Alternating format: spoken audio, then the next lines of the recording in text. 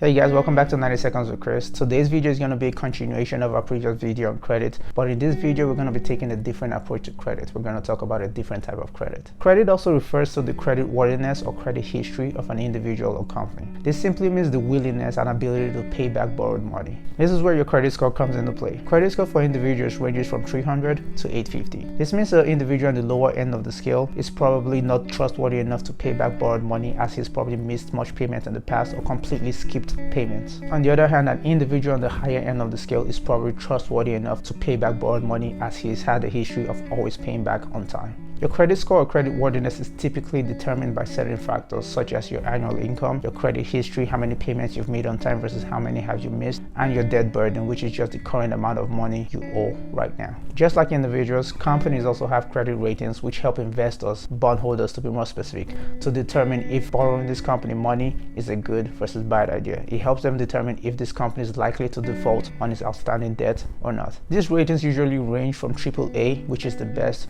to D, which stands for default or the worst. Back to my bakery example, we had to raise $8,000 by selling bonds. If my bakery had a rating of a D, investors are less likely to buy these bonds, or they are going to charge a significantly higher interest rate to buy this bond. On the other hand, if I had a AAA ratings, investors would jump on this bond and try to buy it as soon as possible, and the interest rate on these bonds will go down. That's it for the video, guys. I'll see you guys in the next one.